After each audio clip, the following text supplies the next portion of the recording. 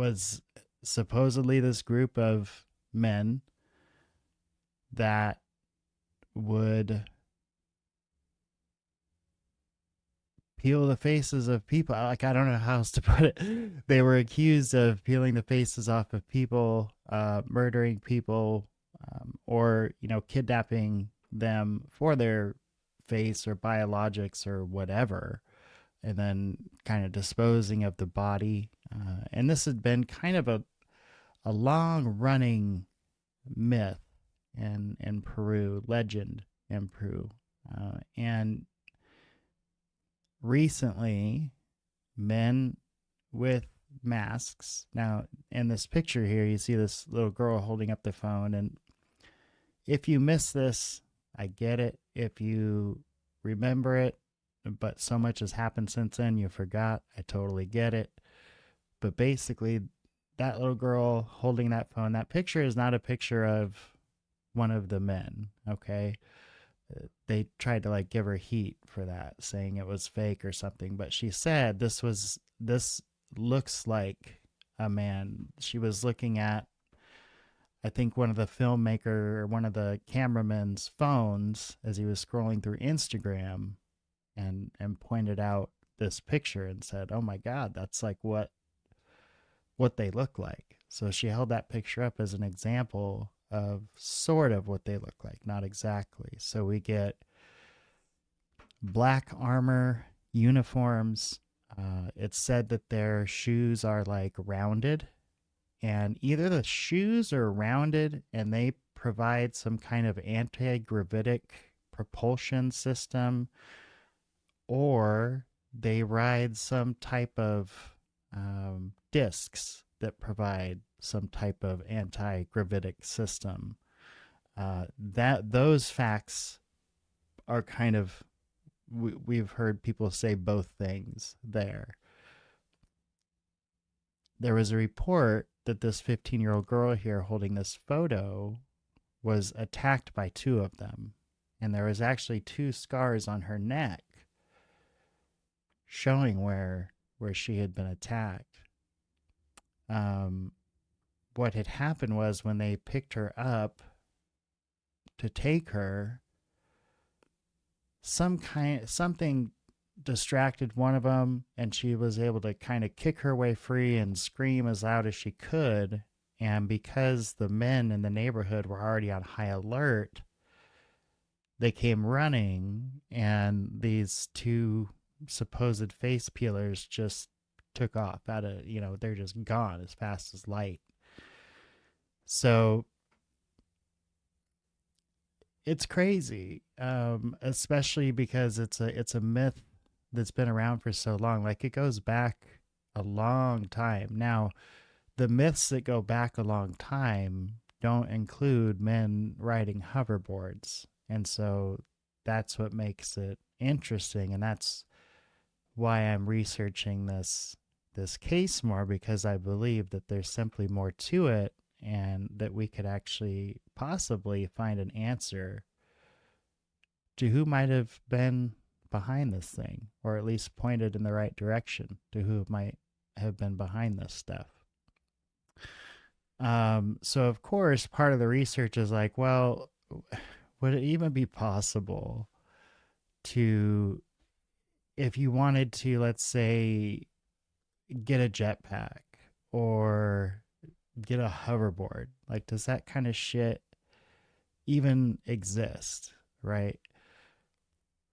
Now, we know there's a certain level of technology that's available to very rich people that's not available to the rest of us, or what you may call breakaway civilizations. It's not available to the rest of us. We simply can't afford it and wouldn't be trusted with the technology anyway. Wouldn't be granted access. I was able to find this video. This is from a little over 3 years ago, about jetpacks. And this is not commercial or military grade or anything like that. This is this is like a jetpack you or I or anybody else could could go and purchase. A few years ago, jetpack technology was thought to be impossible. Fast forward to today, and we have a jetpack suit. The Flyboard Air is a jetpack or hoverboard powered by gas turbines. It was created by French sailor Frankie Zapata, who founded the Zapata race. It has 5 engines and 2 boots. It gives a wonderful dream flight experience by moving with a lot of desired turns in the sky over the water. Jet aircraft use a fuel turbine engine, or Jet B, that is located in a backpack that is carried by the pilot. That is located in a backpack that is carried by the pilot. The flyboard can carry a person up to 100 kilograms.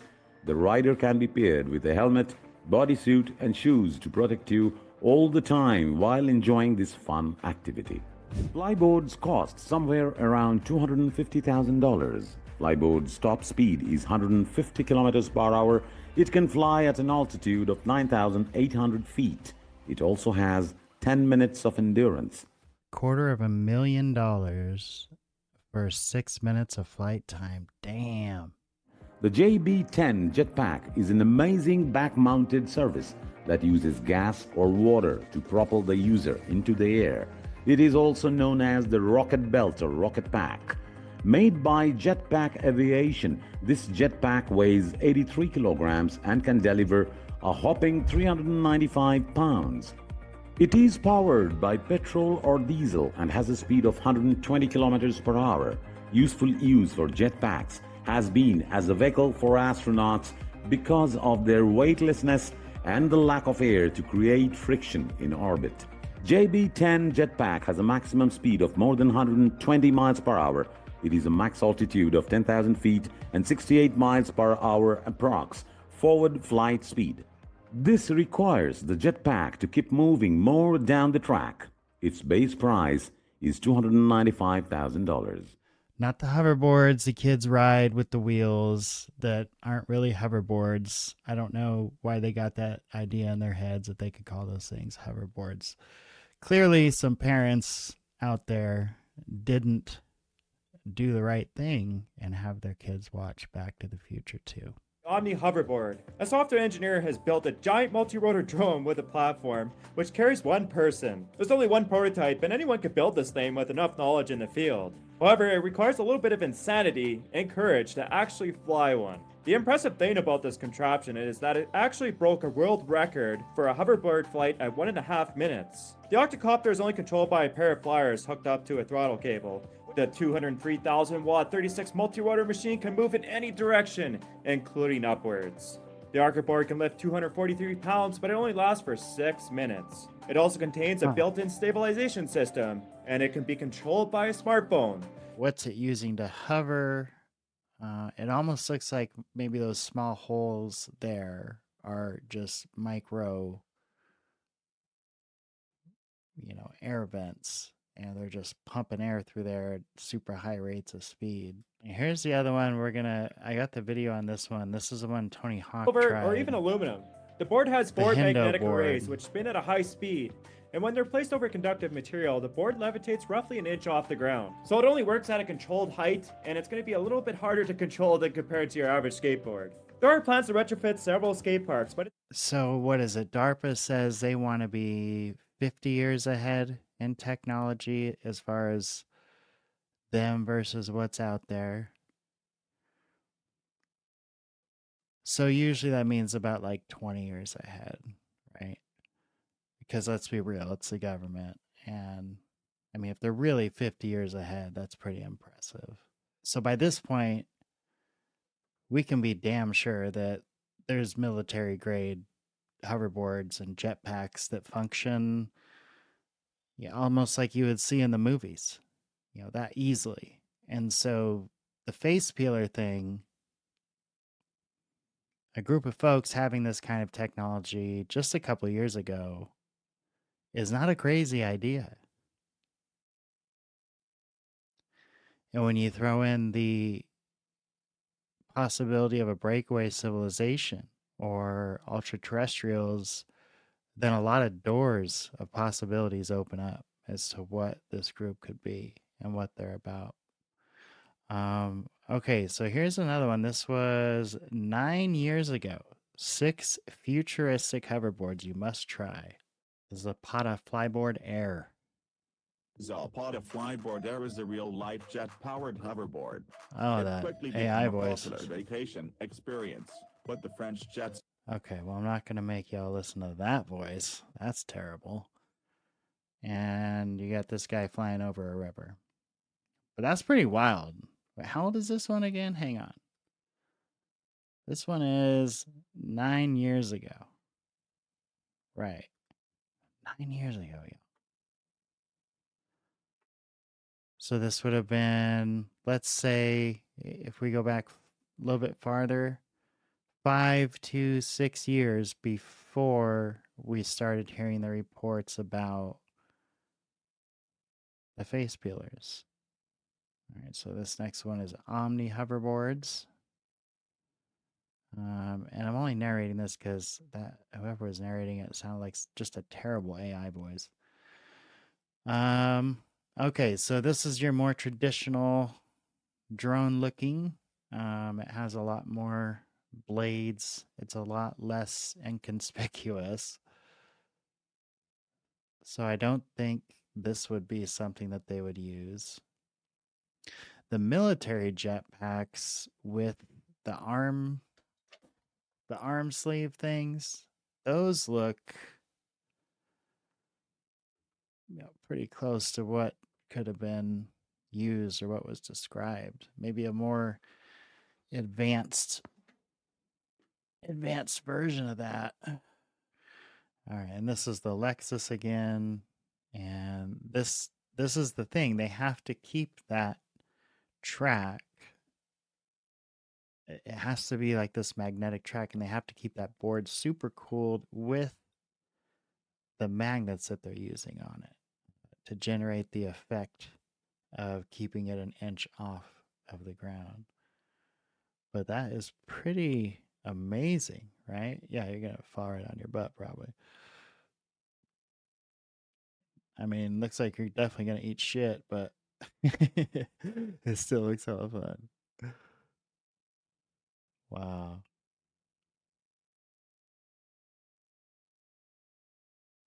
What? That's wild. They're just grinding on this thing down the stairs. Over the water. Wow. Just doing the Marty McFly, y'all. The Marty McFly. That's pretty impressive. Yeah. But the thing is, like, how many tracks are you going to be able to make out of magnets? You know? Like, magnets are expensive. Okay. So this thing, yeah, it's got a bunch of blowers in it. I mean, that would just be kind of awkward. It's very large. And this is another one you only get 6 minutes out of. 6 minutes.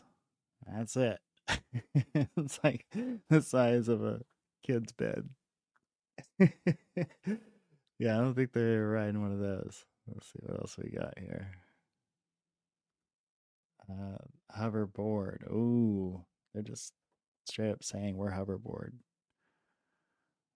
Okay. Well, yeah, there's a big wheel in the middle of it. So that's not a hoverboard either. So I mean, this, as far as what, you know, the face peelers might have been using. If you look at that person there, and then look at the person in her photo, yeah, it's a pretty close match, right? Boom, there it is. Very interesting. I think that people wearing these things couldn't use them and terrorize people It's not that crazy. And honestly, like, what's kind of crazier is the sheriff was like, oh, well, you know what? We think there's some miners in town. They're illegal miners also, but there's a lot of valuable minerals in the river there. And we think that these miners want those valuable minerals. And it's not enough for them to just come and steal them out of the river. What they do is they're going to come in on jetpacks and scare the locals so that they can mine. Like, wouldn't it be cheaper to just bribe the locals and easier? No. I refuse without any evidence also, by the way. No evidence and no arrests made. I refuse to believe that line of bullshit. Come on, y'all. Miners in jetpacks. It's easier to believe it's werewolves than miners with jetpacks. That like they drive old rusty boats. Tim Alberino's been there. He's seen the miners firsthand. And he said this. Like, there's no way these guys have like cutting edge technology. They drive 50-year-old boats and scrape the bottom of the river. There's no way.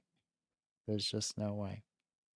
If we had three options, right? If the face peelers, if everything we knew, if everything we heard about them, we assume that that's true, and we narrow it down to these three options, which do you think would most likely be it? A human black project, part of a breakaway civilization resource extraction unit. So this would be part of a breakaway civilization who needs some of the minerals or whatever it may be in that area of Peru, playing up on local myth to distract people from what they're actually doing. B, non human ultra-terrestrials. And if you read Hal Puthoff's paper on ultra-terrestrials at all, you you know what that's all about. Ultra-terrestrials would be some type of separate non-human intelligence that's kind of living on this planet with us, like either interdimensionally or by some other means. Or C, is it regular state intel or foreign special intel using advanced gear? Something else to consider is, as far as attacks from weird things go, Brazil was one of the only places that had UFOs, had reports of UFOs actually attacking them. There were reports of people getting shot with lasers. And there were even scars left on people, made the cover of the newspaper down there for several days. People were getting hit by these lasers and they were scared. Pretty crazy stuff. And then you had, of course, uh, the big landing crash landing that James Fox talks about. The name of the town isn't coming to mind at the moment, but where I guess a surgeon recently came out and testified that he had come kind of face to face with one of these alien beings that was in this craft. Pretty crazy. So Of those three options, what sounds most likely? If we can take as what has has been said as truth, we can track down what's actually been reported. We know that the local law enforcement in the area did blame miners for the attacks. They went as far as to say miners wearing jetpacks for the attacks. So local law enforcement believes that there was an attack and that there was some type of jetpack or hoverboard or something used where these people could take off really fast into the sky and kind of come out of the sky. That's confirmed. I mean, you can't argue whether it was miners or not. It could. It could have totally just been these miners. It's not like they have a high moral, uh, you know, a high moral ground of ethics. They mine illegally and pollute the river that they're mining illegally. So I wouldn't put it past them to do this. But I just would wonder if they would have to. Like I said, it seems like bribery and just having the folks turn the other way would be easier and probably more cost efficient. So we investigated two locations, San Antonio de Pintuyacu and Nauta. And because we investigated these two locations, I can say definitively that the objective of the assailants is not to drive anybody off of the land. That is, again, we can put that to bed. And that these assailants are willing to risk automatic weapon fire and responses by the Navy, the Army with helicopters and whatever, okay? So these guys are very bold. And in Nauta, not only did they see presumably the same acorn-shaped craft, I don't know, presumably they did, but we suspect, because of their descriptions, they saw discs hovering, okay? They were seeing discs. So this adds a little bit more complexity to the phenomenon. So that's why I say that we may be dealing with a human/non-human phenomenon, a phenomenon in which there is some sort of cooperation between a human faction with advanced technology, probably reverse engineered alien technology, working with a non-human faction. For what reason? For what purpose? I don't know, except to say I know it's not what the media has said. And this is advanced technology, and it absolutely is happening. It's not being imagined. It's not a bunch of dumb native people imagining it. It is happening. In fact, close to Nauta, in a different village up the river, I think it's called Bagazan. I don't remember, or Bazan. I don't remember the exact name of the village. A young boy was assaulted by something. They say it was a Pelacara assault, a face peeler assault. I don't know. I wasn't able to independently verify it. However, the boy's testimony and pictures and video of him are all over the internet. It was aired in Iquitos on their news. I saw the story, and very graphic, and it wasn't blurred. The boy had lacerations to his neck, very deep, very graphic, very bloody. He almost bled out and died. Thank God they were able to save his life in Nauta. They brought him to Nauta, and they were able to stitch him up. He lost a lot of blood. He got some blood, and very graphic, very graphic. Now, the boy says he was assaulted by Pelacaras, and he gives the same description, dressed in black, floating, the whole deal. I did not talk to the boy myself. I want to. I have not had the opportunity to interview him. But obviously something very, very nefarious is going on in the Peruvian Amazon. By the way, during this period of time, from, let's say, July to August, other things were happening. In this general region of the jungle, there was a group of students who were out for whatever reason in the jungle, and they all witnessed collectively a strange being walking through the forest, okay? Also, in other villages, villagers were assaulted by UFOs that were deploying some sort of laser beam trying to lift them off the ground. Other villagers say they were assaulted by people, just like the descriptions of the Pelacara guys with dressed head to foot in black body armor suits. But they were hit with laser beams that incapacitated them and caused some other problems for them. Okay, this is all part of the story. I only went to San Antonio de Pintuyacu because that's where it began. That's where the Does phenomenon it seem to began. you like maybe this is how they're experimenting with this technology on these villagers? I for a don't know great what they're use later? doing. I don't know what they're doing, why they're doing. I mean, I know what they're doing. I don't know why they're doing it. Um, they may be harvesting something. Maybe they're interested Yeah. in glands that are attached to the face. Maybe they're using the faces for something. Does it have to do with artificial intelligence? Does it have to do with a non-human nefarious, let's call it deep state group? I can tell you it's not cartel. We originally suspected we were dealing with cartels. By the way, that was our initial reaction when we got to the village, but we were able to discount that theory because the cartel does not have acorn-shaped Right. This type craft of that can hover superior silently. technology that would outdo the government.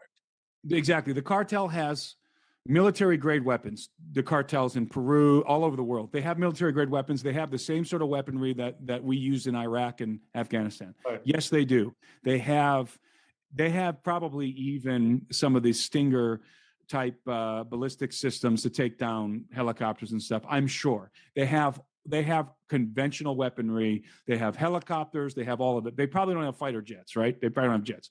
But the cartels, aside from jets, short of jets, they probably have night vision goggles, all this kind of stuff.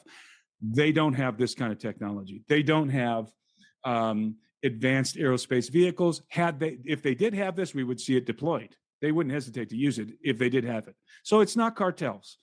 It's something worse. Okay, it's something that is very reminiscent. I always forget the gentleman's name of a whistleblower that Dr. Stephen Greer brought forth at a press conference in Washington, D.C. a couple of years ago. I always forget this, and I'm sure you guys will blast this in the comments. Yeah, but they will. I think the guy's name was Martinez. I can't remember. I listened to he had a very compelling story. I won't go through the whole thing here, but he basically encountered humans in Indonesia, I believe it was, humans in possession of advanced aerospace technology, a hovering disc, and it was sort of like a paramilitary group that had It just seems to me like they're making so many accidents, almost like they're learning this technology and experimenting with it on the villagers because it's easy. They're easy prey. Does that I make think they're sense? using it, and I agree with you, but I think they're using it for organ harvesting, sex trafficking. I think they're using it for the worst possible things that we can imagine. I think that's you're 100% on that. I'm just wondering. It's very nefarious, obviously, and I'm wondering if they're just experimenting with this stuff on the indigenous people right now, which they will use on maybe later when they. And then this is just a thought, and I'm just throwing this out there. Maybe when they try to do this, because we know they're getting ready to uh, push this alien agenda, alien card that's coming. Maybe they're going to use it for bigger targets like cities. I don't know. Maybe they're experimenting right now with the indigenous people as kind of like a scrimmage, a trial run to see if they can do it on bigger cities and push this alien card. Have you ever thought about that? It's possible, but keep in mind that this phenomenon is at least 40 years old. The Pelacara. Now, it's not ancient. I know that for sure. I talked to the elderly people. I talked to the young people, and I found out that the elderly people said, no, this was not happening when we were kids. This started to happen when we were adults. So you're looking at a phenomenon that started sometime in the 80s. The face peeler phenomenon. Now, is this the face peeler phenomenon, or is this a updated version of that phenomenon, or is this a phenomenon that wants to mimic, that wants people to think that they're face peelers when actually they're there for something else? That's kind of what I was saying earlier, is that military or any real advanced group is going to have access to technology at least 20, at most 50 years ahead of what's currently available to the general population, and sometimes even the military.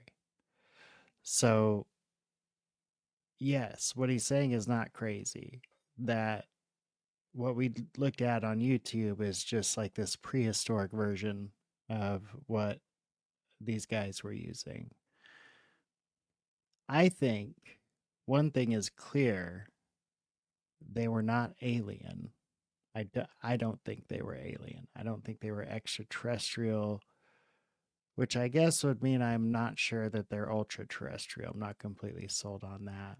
I tend to lead more towards they were probably human using advanced technology uh,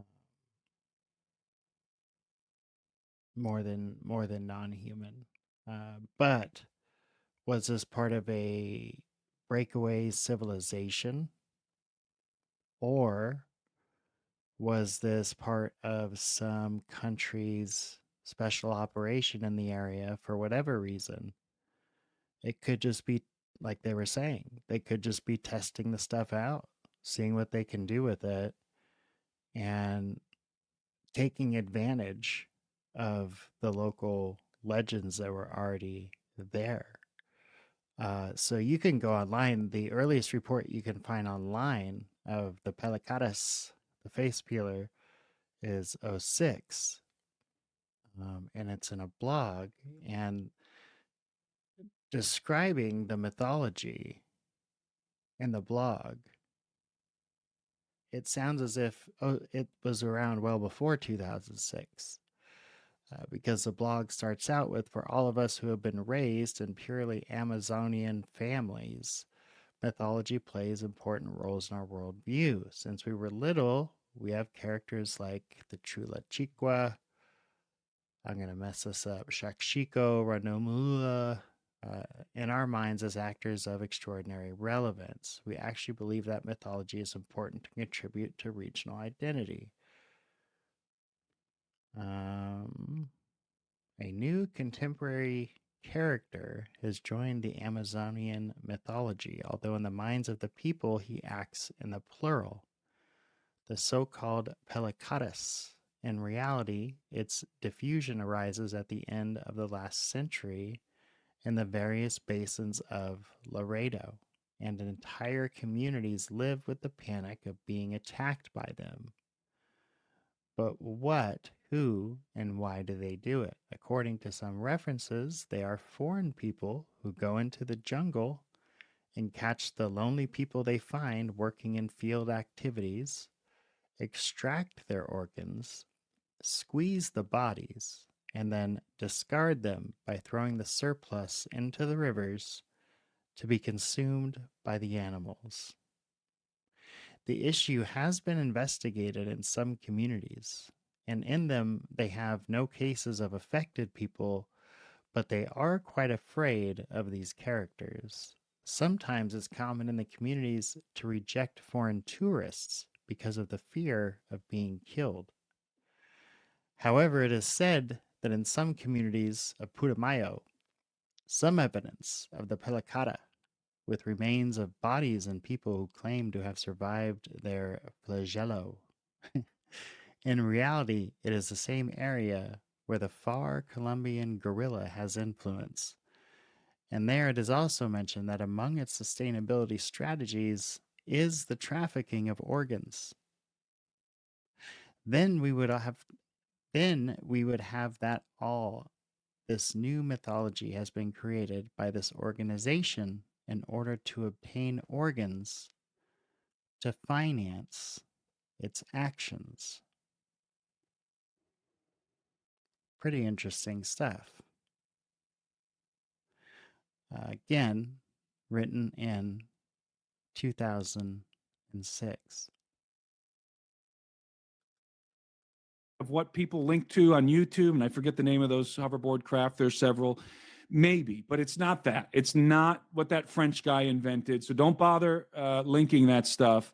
I've seen it all. It's not any of that. Now, I will say this: Talia does to the closest thing that she can liken what she encountered to is one of those modern hoverboard. I think specifically the one that was invented by the French guy.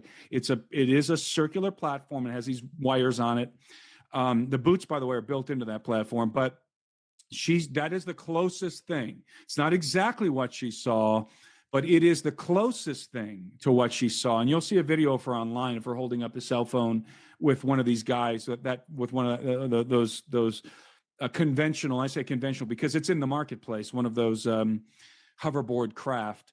She told me that's the closest thing to what she saw, but there's a lot of discrepancies. Okay. So it's something in the ballpark of that, but using a different propulsion system. So that's what people need to keep in mind. Those hoverboards, the state-of-the-art hoverboard technology that exists in the commercial sector is extremely noisy. Okay. Number one, it's very noisy. Number two, it doesn't account for the acorn-shaped craft, and it doesn't account for the discs on the bottom of the shoes. It doesn't account for the fact that these guys can hover around silently. So it doesn't fit the bill. Okay, is it an upgraded version of that? A deep state military upgrade from that?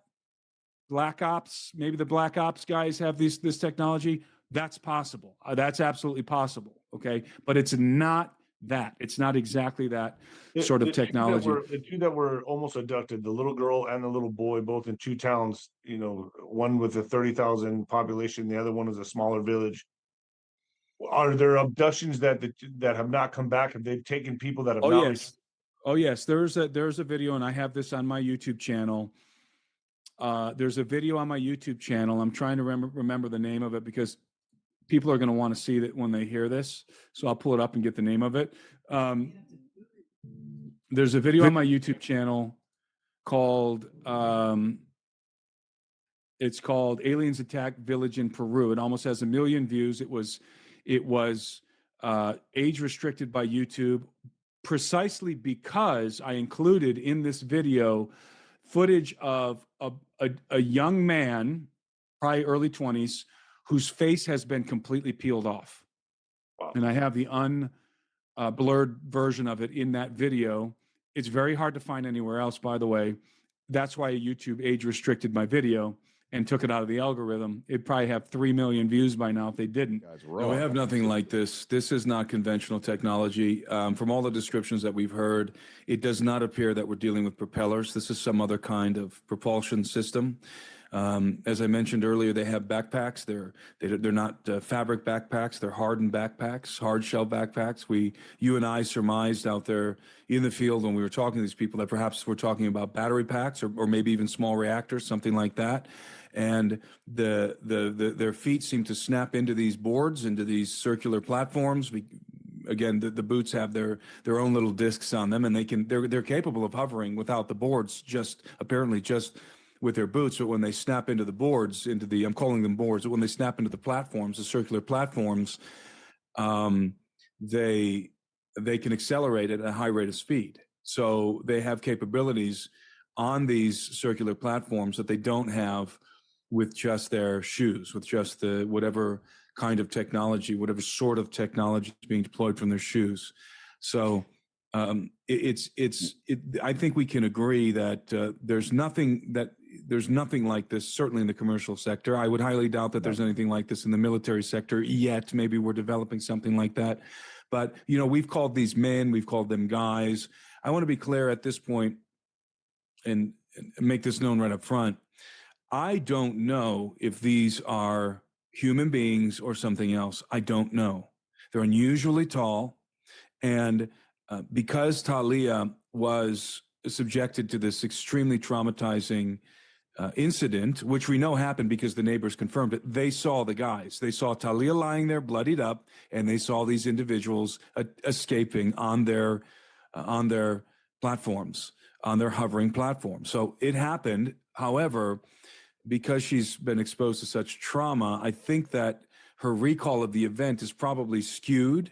I would say that there's confabulation, and also I think that she was aware of the fact that Pelacaras are in the village before it happened, and maybe was assuming that Pelacaras are gringos and maybe confabulating the speaking. And the reason why I say that is because no other person that we talked to in the village mentioned anything about any of these guys speaking or yelling, even when they were shot. There was no yelling. There was no, they weren't barking commands at anyone or at each other. Only Talia heard them speaking. So this is sort of an anomaly, and it might be confabulation, and maybe it's not. Maybe they were speaking. If they are speaking Spanish, like she says, then we're dealing very probably with human beings, or perhaps something else that's a little more interesting. But we're likely not dealing with, you know, extraterrestrials or something like that. However, I think it would be a mistake to believe every detail of Talia's story because of the fact that she's so traumatized and is likely confabulating. Well, that is going to do it for me tonight, folks. I am up past my bedtime. We're going to play one last song here and close it out. Thanks for hanging out, everybody.